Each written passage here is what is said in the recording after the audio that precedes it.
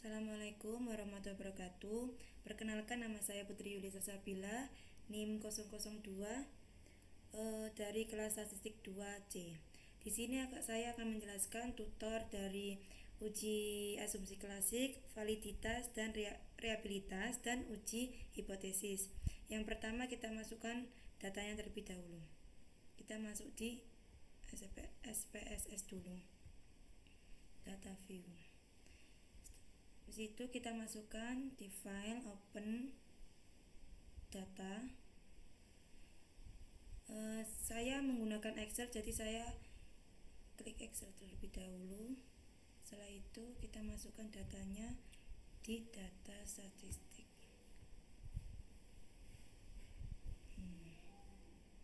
Kita open, kita tunggu dulu ya, memang lama.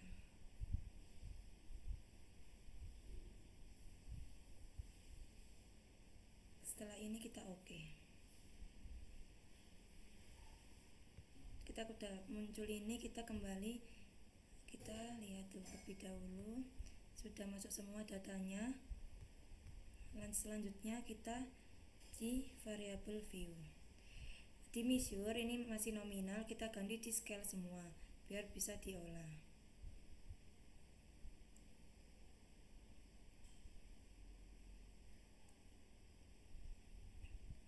Emang agak lama,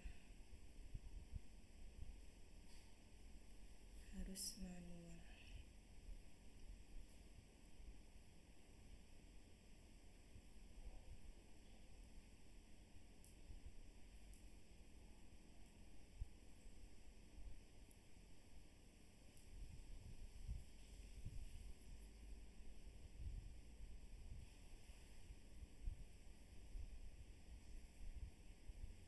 Jangan lupa kita scroll.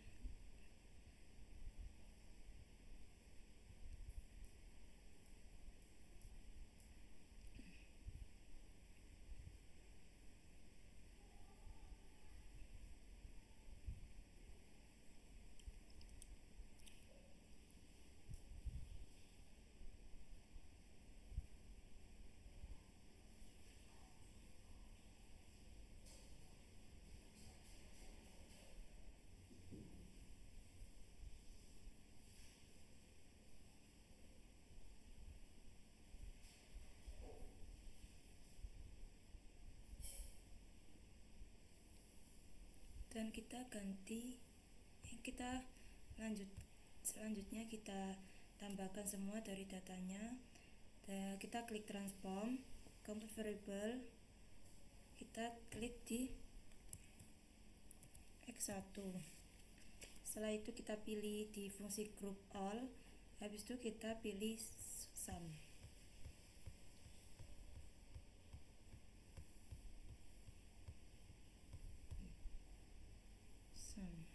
Klik 2, kita hapus dulu di dalam kurung, dan kita ganti X1, kita masukkan, habis itu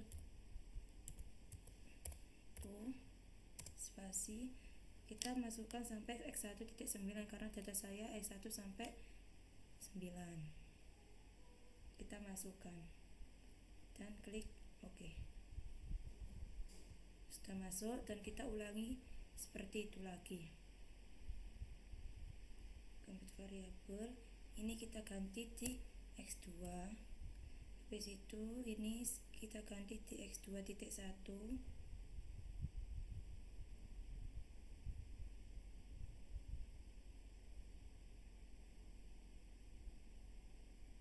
Kita keluarkan, terus kita masukkan lagi X2.1.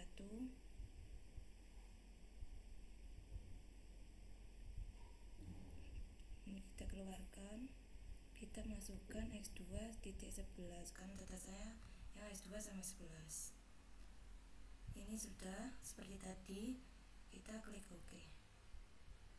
Setelah ini kita lanjutkan seperti itu lagi di data X3 nya. Compute variable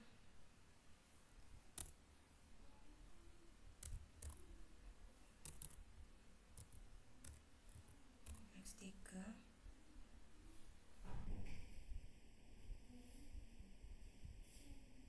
kita keluarkan, kita masukkan X3 nya,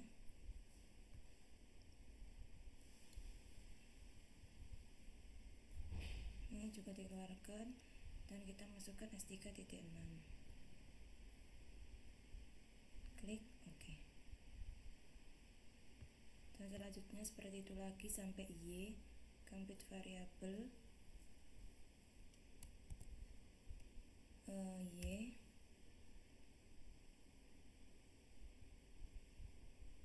ini kita keluarkan,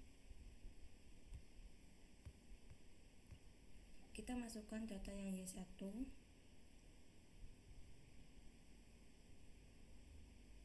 ini kita keluarkan dan masukkan Y13 dan klik OK. Setelah ini sudah semua, kita kembali ke datanya tadi. Habis itu kita tulis di labelnya yang di X1 adalah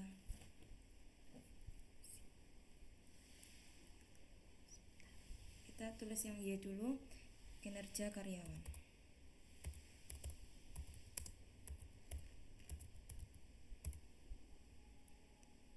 Habis itu X3 nya lingkungan kerja,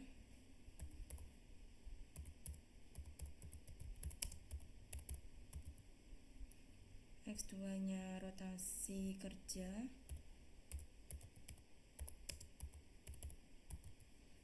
dan yang pertama yakni self efficacy.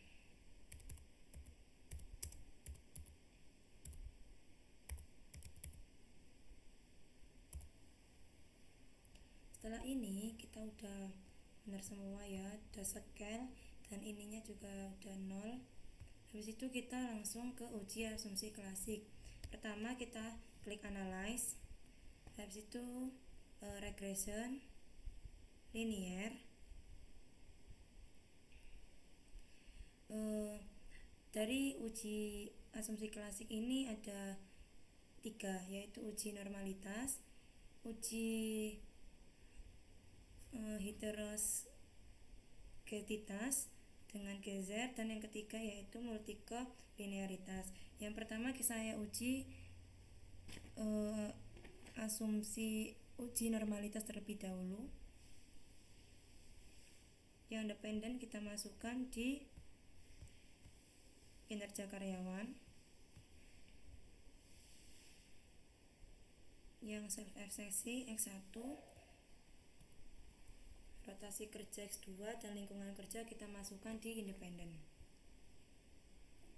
Di situ di statistik, di regression coefficient kita masukkan estimate dan covariance metric. Habis itu di residual kita checklist Darwin-Watson, ini model fit kita klik, dan collinearity diagnosis juga kita klik. Habis itu continue. Setelah itu di plots, di Y kita masukkan Z resid, terus di X kita masukkan Z pred, continue. Saya ulangi lagi, di plots ini dicentang juga, terus continue. Habis itu selanjutnya yaitu save, kita klik. Di predicted value kita klik juga as standardized, di residual juga kita klik as standardized. Habis itu continue dan oke.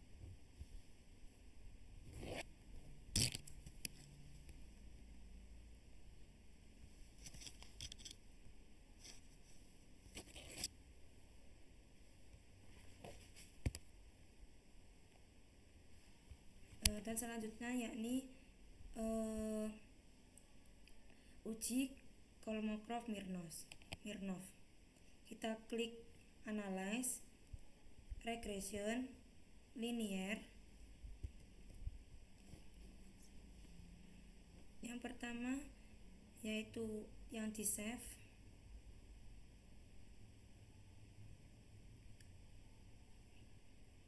Kita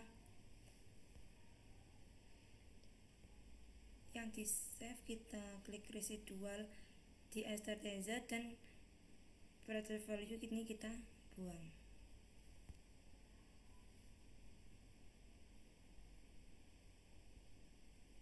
Habis itu continue dan oke.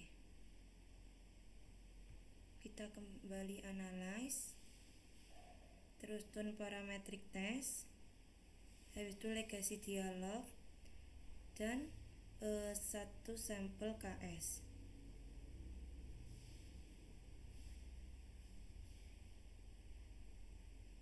Dan kita masukkan di start.tz residual 1.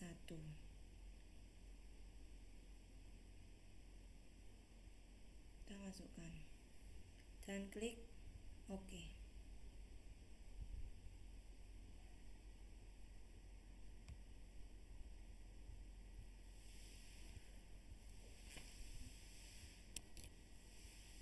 Dan kesimpulannya,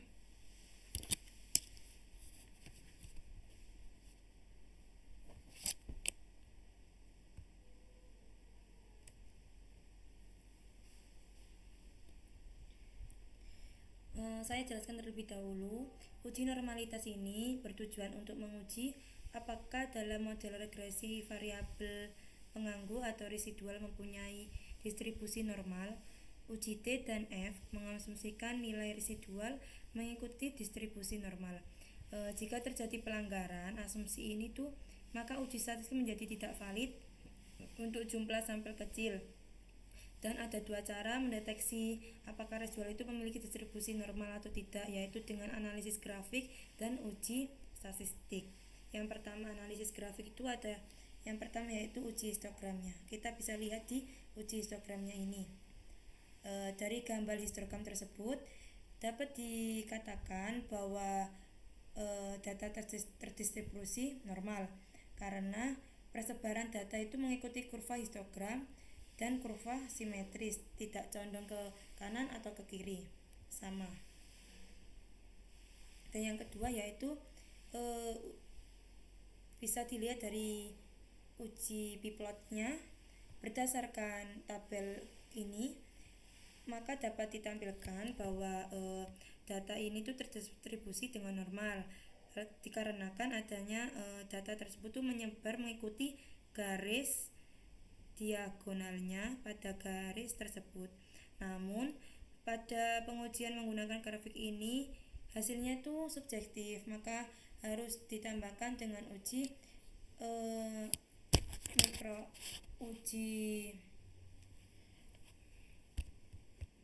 Kolmogorov-Smirnov. Uji Kolmogorov-Smirnov.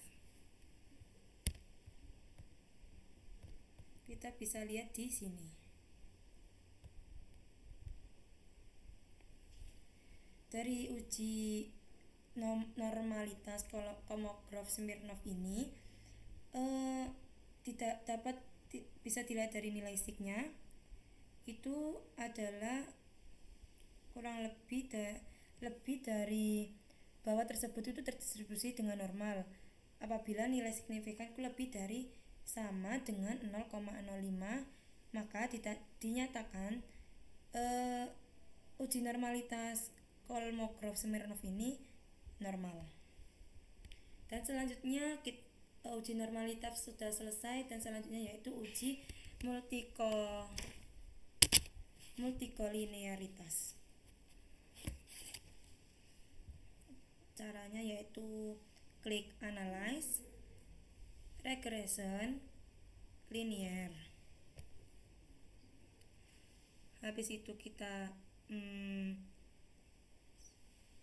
klik statistik.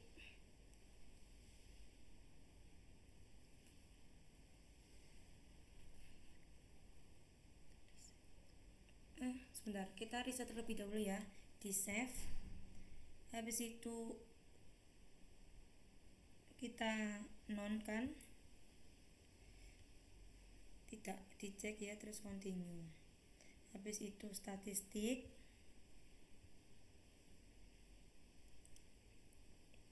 itu kita klik estimate, sudah. Habis itu kita ini dihilangkan, terus model fit dan collinearity diagnosis, kita continue dan oke.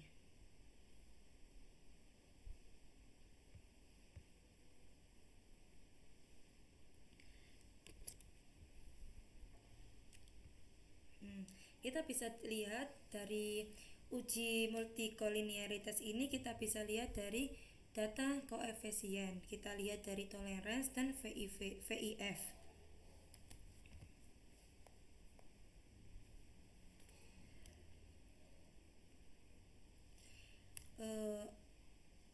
Koefisien nilai T, tolerance, dan VIF ini, apabila nilai tolerance ini lebih dari 0,1, maka disimpulkan bahwa data tersebut terjadi gejala multikolinearitas. Terus apabila di VIF itu apabila nilai kurang dari 10, maka dikatakan tidak terjadi gejala multikolinearitas. Jadi untuk masing-masing variabel tidak terjadi gejala multikolinearitas karena di hasil dari toleran ini lebih ya. Di yang pertama itu 0,701, yang kedua 0,724, yang ketiga 0,772. Dengan VIF ini 1,426, 1,380 dan 1,295. Jadi kesimpulannya, merujuk pada tabel multikolinearitas ini dapat disimpulkan bahwa ketiga variabel ini tuh bebas, dinyatakan tidak terdapat gejala multikolinearitas sebab ketiga variabel ini telah memenuhi syarat, yakni nilai VIF kurang dari sama dengan 10 dan toleransi lebih dari dengan 0,10. Seperti itu. Selesai ya yang uji multikolinearitas, dan selanjutnya yaitu uji heteroskedititas dengan Glaser. Kita klik analyze, terus regression linear,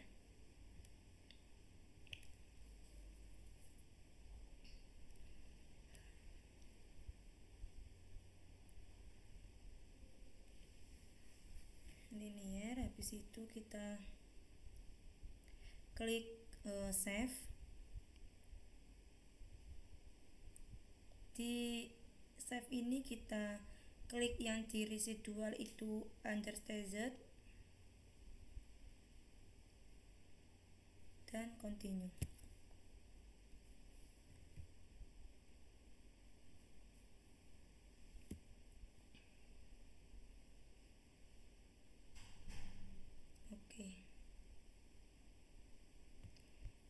Setelah itu transform,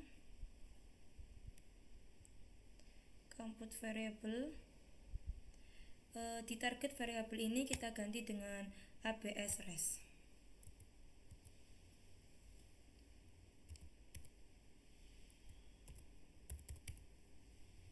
Ini kita hapus saja.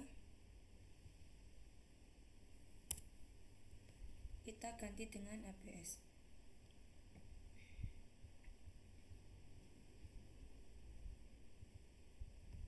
Dan kita hilangkan yang di dalam kurung dan ganti dengan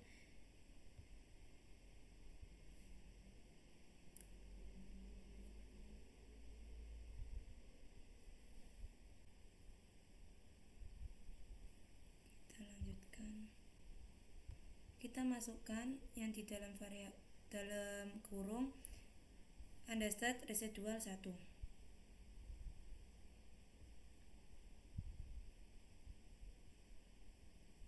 Masukkan. Setelah itu oke.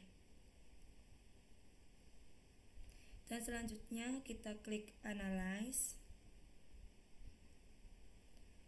regression linear. jadi dependent ini kita ganti dengan ABS res.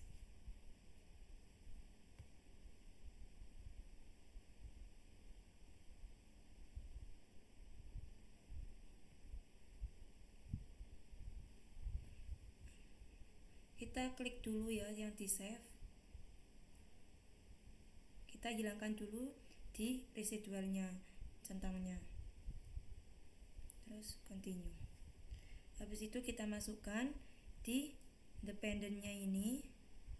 Kita keluarkan terlebih dahulu dan masukkan ABS res.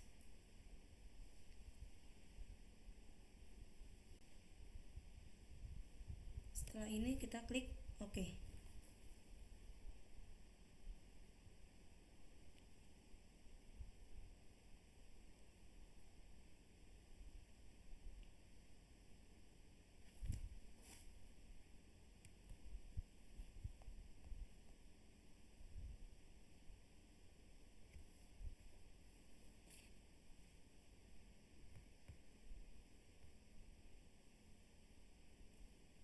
Jadi dari uji heterodesitas ini bertujuan untuk menguji dua memiliki varian yang sama atau homogenesitas. Data yang baik merupakan data yang mempunyai varian yang sama. Dalam pendeteksian ini, uji heterodesitas dapat menggunakan dua model, yaitu grafik dan uji Gleiser. Kita bisa lihat dari data ini, scatter plot. Jadi dari uji ini kita melihat apakah data itu tuh memiliki varian sama atau tidak. Karena data yang baik itu adalah data yang memiliki varian sama dan bersifat homogen.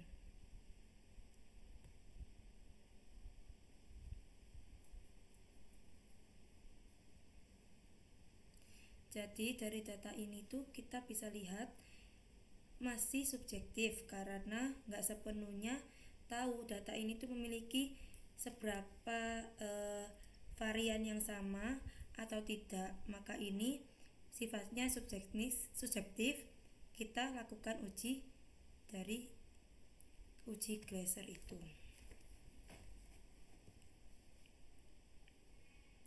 Kita bisa lihat dari sini ya.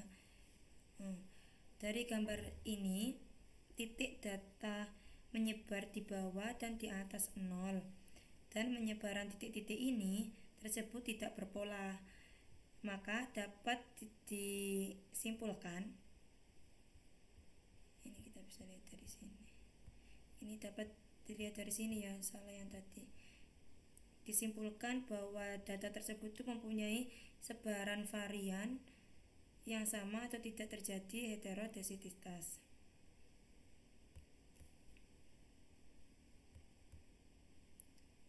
Setelah itu sudah selesai semua. Kita bisa lihat di yang uji Gleisernya itu kita bisa lihat di koefisien. Kita lihat dari nilai sigma di X1 di self efficiency ini kita lihat hasilnya itu 0,37. Jadi bisa dikatakan statusnya tidak ada gejala heterodesitas karena lebih ya. Habis itu yang kedua itu rotasi kerja yaitu 0,491, itu juga tidak ada gejala heterodesitas. Yang ketiga hasilnya itu 0,280, itu juga tidak ada gejala heterodesitas. Jadi dari tabel tersebut itu dengan uji Gleiser bahwa ketiga variabel itu bebas mempunyai nilai signifikan di atas 0,05, yang berarti bahwa variabel tersebut ini tidak ada gejala heterodesitas ketika variabel tersebut pada model ini homogen atau mempunyai sebaran varian yang sama.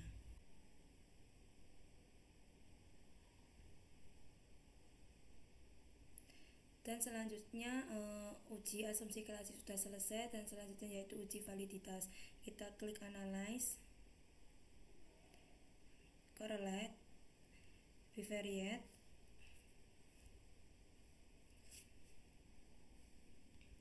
Kita masukkan dari data dari X1 sampai X1 itu selesai.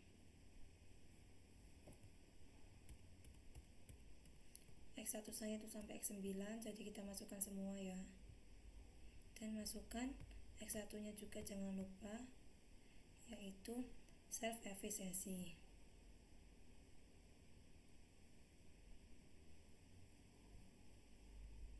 Klik OK.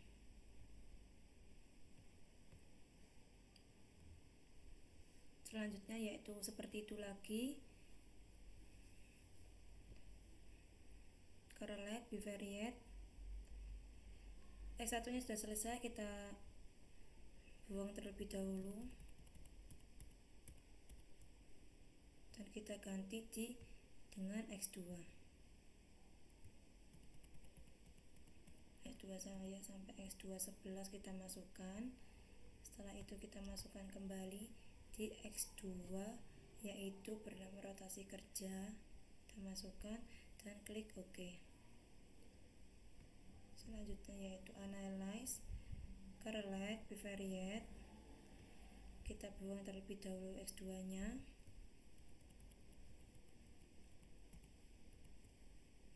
Kita buang, habis itu kita masukkan kembali yang X3 nya sampai X3.6.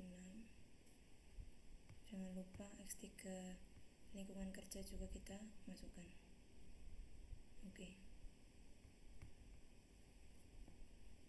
Selanjutnya kita selesaikan terlebih dulu sampai Y. Kita buang terlebih dahulu X3 nya seperti tadi. Kita klik Y1 sampai selesai.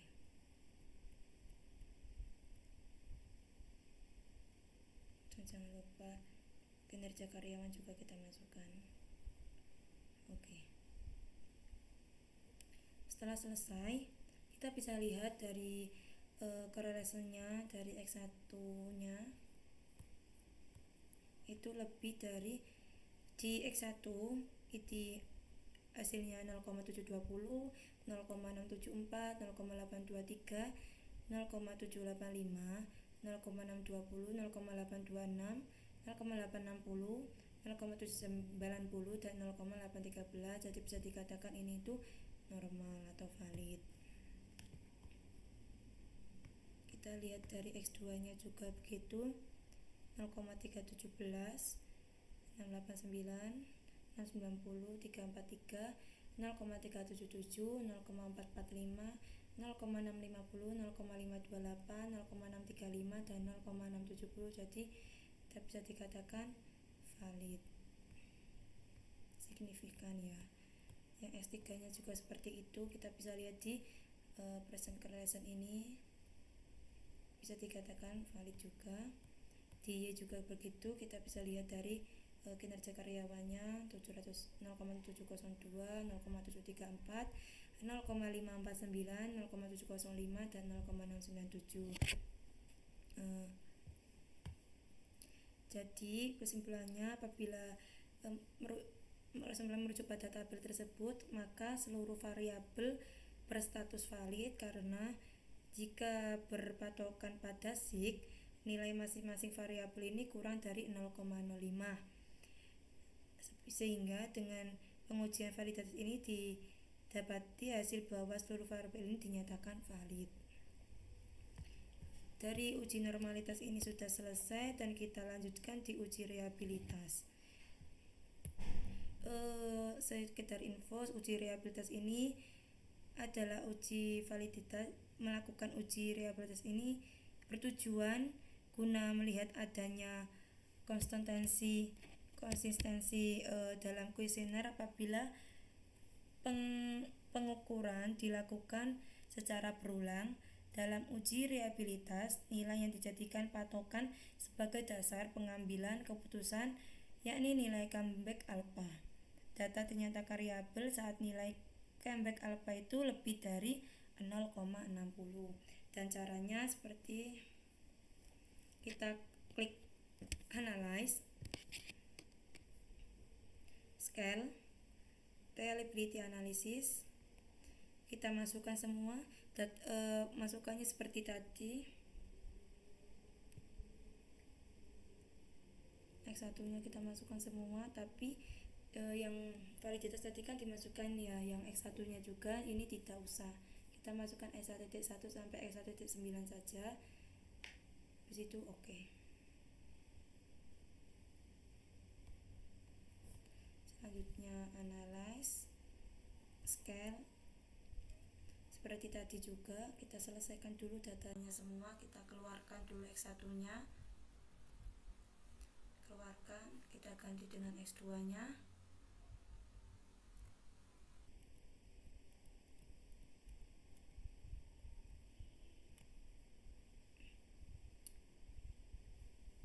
X2 kita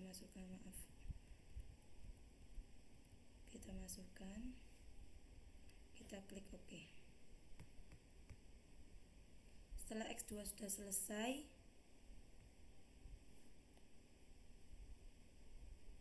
kita klik analyze juga lagi, habis itu scale, reliability analyze, kita keluarkan semua X2 nya, kita ganti dengan X3,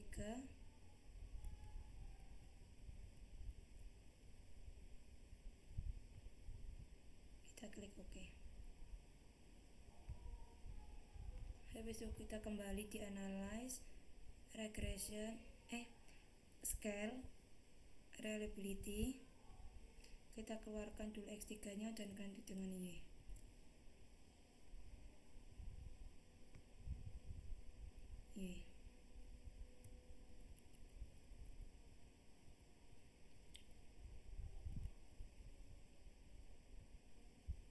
Klik OK.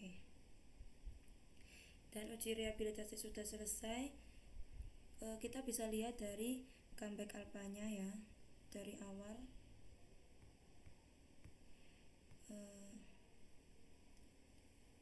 Comeback alpha-nya ini 0,911, jadi dikatakan valid. Setelah itu yang X2 nya 0,712, ini berarti lebih ya, jadi valid. Habis itu yang X3 nya itu 0,889, itu juga lebih, valid, jadi reliable, bisa dikatakan reliable. Dan yang X dan Y itu juga dilihat dari comeback alpha-nya 0,886, jadi reliable. Habis itu uji reliability sudah selesai dan dilanjutkan di uji hipotesis.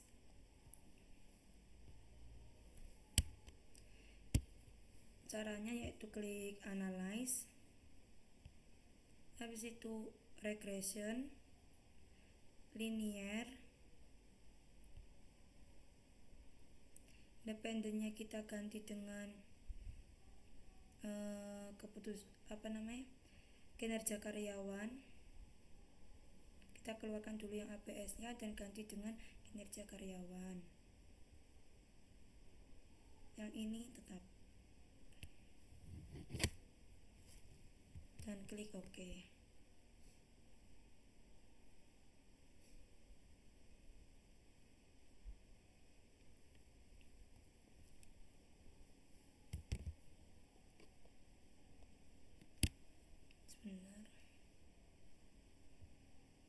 Di uji histogram ini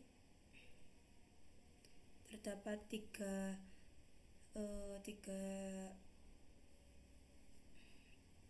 analisis, yaitu koefisien determinasi, habis itu uji T dan uji F. Yang pertama yaitu uji koefisien determinasi, itu mengukur seberapa jauh kemampuan model dalam menerangkan variasi variabel dependen.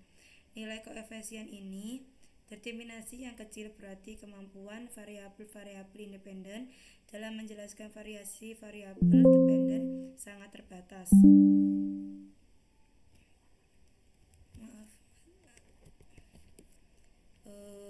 Pada output analisis regresi yang dihasilkan SPSS ini, koefisien determinasi dapat dilihat dari tabel model summary. Kita lihat dari model summary-nya. Kita bisa lihat dari sini.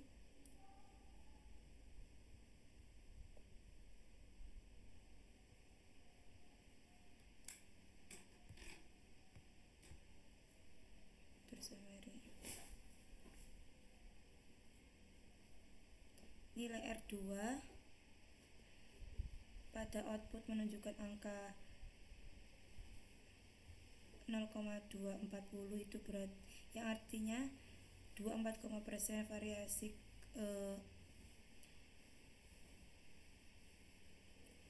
sebentar, berarti kita bisa lihat dari model summary, yaitu R1 nya itu 787 dan R square nya itu 0,620. Kita bisa lihat dari model summary nya ini jadi valid.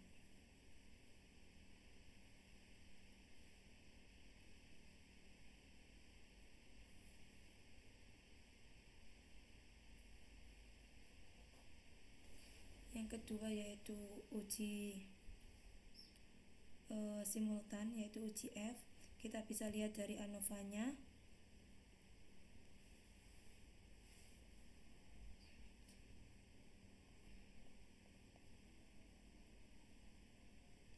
Dari hasil pengujian secara simultan dengan menggunakan uji F ini didapatkan nilai 5, dari F-nya ini didapatkan nilai 54,905 yang lebih besar dari F tabel, yaitu 2,69, atau nilai signifikan 0,000 kurang dari 0,50, yang menunjukkan terdapat pengaruh signifikan antara self efisiensi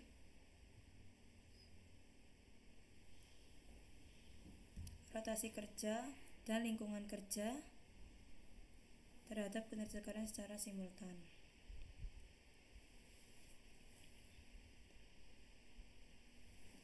Setelah itu di uji parsial atau uji T merupakan hasil dari pengujian pengaruh atau variabel self efisiensi rotasi kerja dan lingkungan kerja terhadap kinerja karyawan secara parsial dengan menggunakan uji T. Itu bisa dilihat di koefisiennya.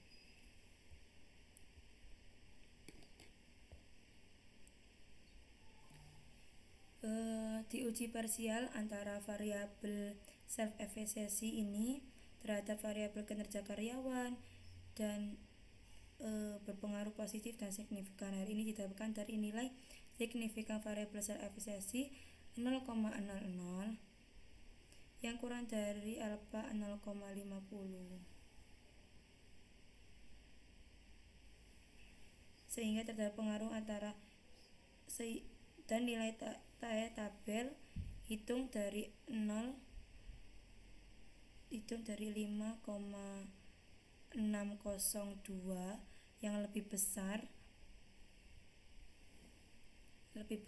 dari T tabel 1,983, atau sehingga terdapat berpengaruh antara variabel efisiensi terhadap kinerja karyawan.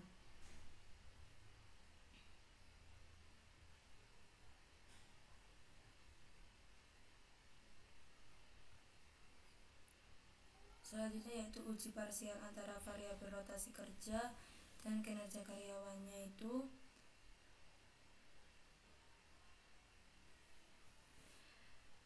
berpengaruh positif dan signifikan. Ini didapatkan nilai T hitung itu 4,348 yang lebih besar dari T tabel 1,983, atau nilai signifikan 0,000 yang kurang dari alfa 0,050, sehingga terdapat pengaruh antara variabel rotasi kerja terhadap kinerja karyawan.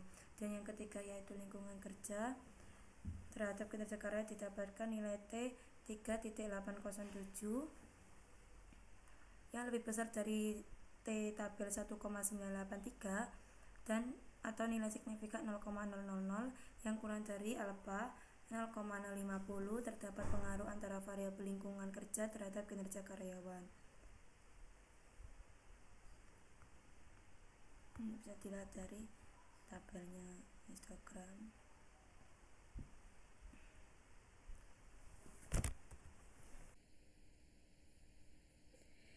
Demikian presentasi yang saya lakukan, kurang lebihnya mohon maaf. Terima kasih atas perhatiannya. Wassalamualaikum warahmatullahi wabarakatuh.